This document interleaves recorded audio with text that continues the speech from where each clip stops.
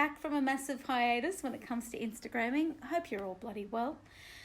Just thought I'd pop on. I've just been doing a lot of singing teaching on top of high school teaching, which has been amazing. It's been full on, but really amazing. And there's just a few things that are popping up to the surface now that I feel like I need to be talking about more on here when it comes to singing. So if you're in for a little bit of a story time, feel free to join in. It's all to do with voice positivity. If not, just skip me on. The one thing that I'm really noticing more and more in the studio is I'm constantly getting students coming in who have incredible voices, but for whatever reason have thought, or built this narrative around their voices that they're not good enough. Not one single person that comes through here cannot sing. There's no one who can't sing. Everyone has a good sense of pitch. They may have maybe a couple little intonation issues, but it relates to pretty fixable technique issues, or perhaps just not being familiar with certain patterns when it comes to the vocal exercises.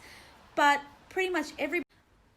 generally speaking, with a lot of the people that do come through the studio here, they do have a deep knowing that they do have something. They do have an instrument that can sometimes match the pitch of the artist that they listen to, or they have a special quality to their voice.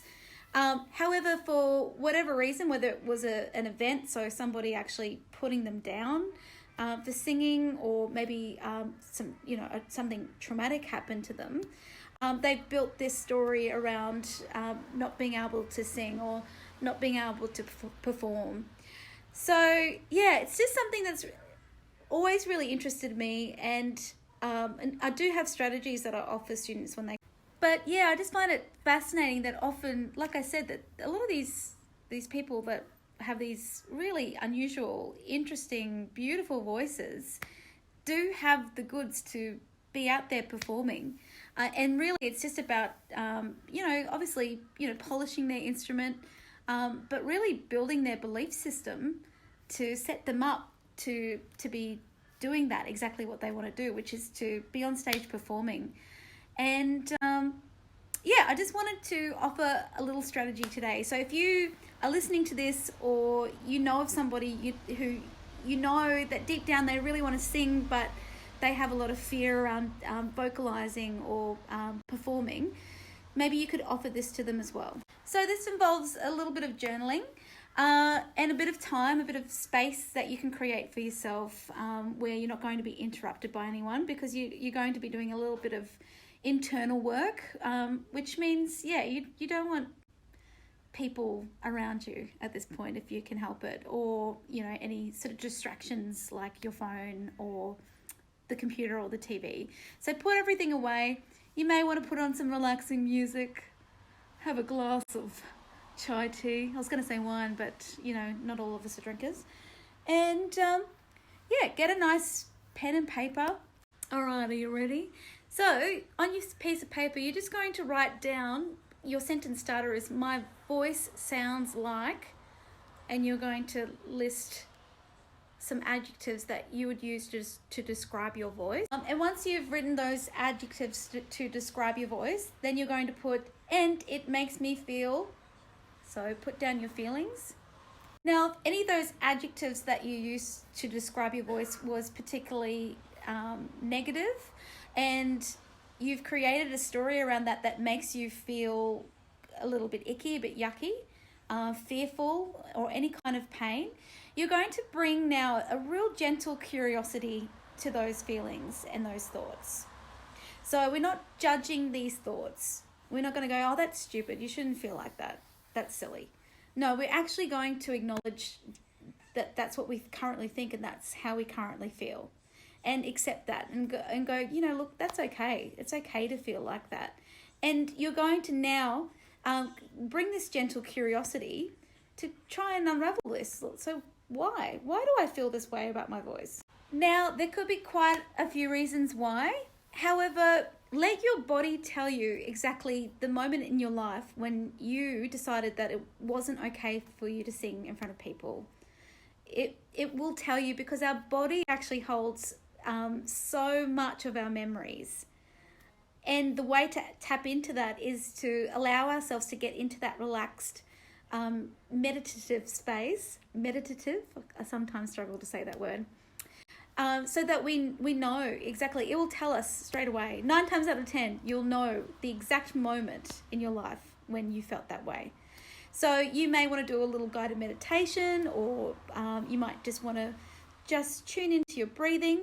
So you can regulate your breathing by breathing in for 4 counts, holding for 4 counts, and then expiring that breath for 4 counts.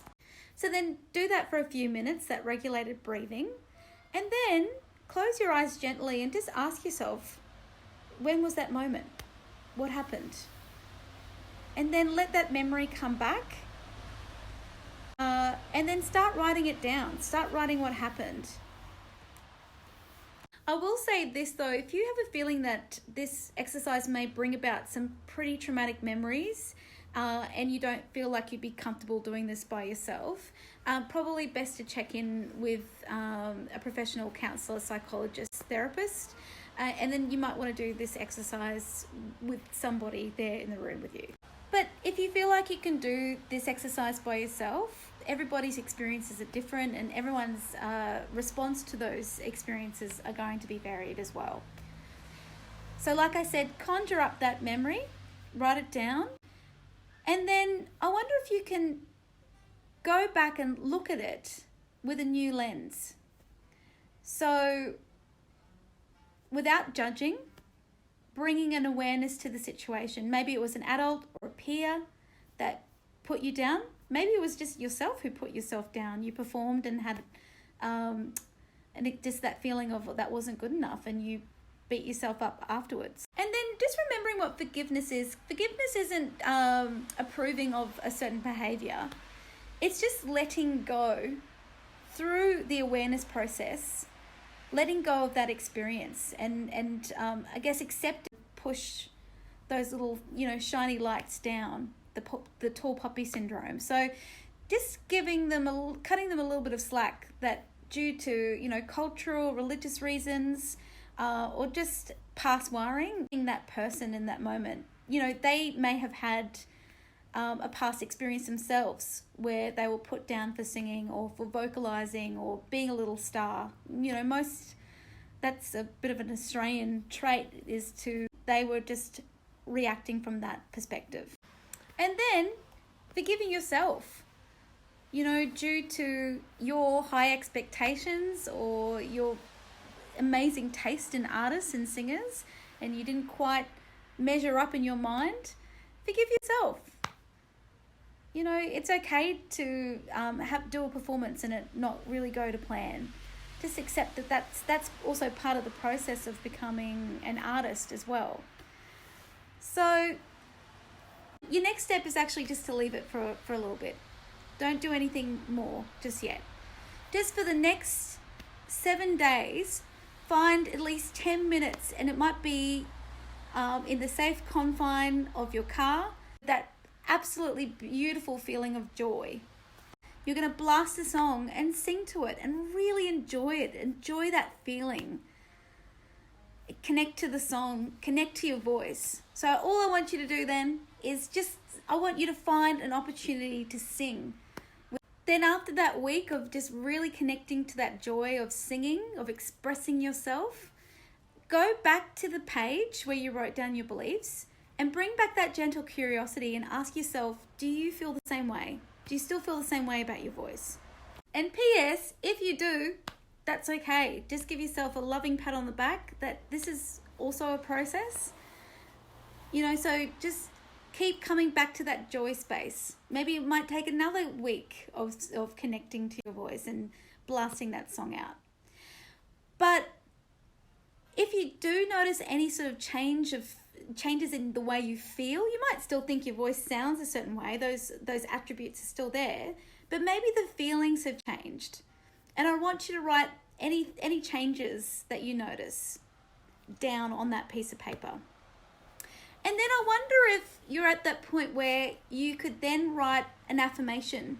So something that you can come back like to when you're feeling a little bit down about vocalizing. So maybe that affirmation could go somewhere along the lines of, that while my voice is sounding like this, while my voice still sounds like this, or while I can't get the notes that I want to get, I still deeply love and accept myself and my voice anyway. So if love is too strong a word, just use accept. I deeply accept myself. I deeply accept my voice. Okay, mates, that was a bloody long one. I hope that is a strategy that is going to bring about massive change and joy into your life.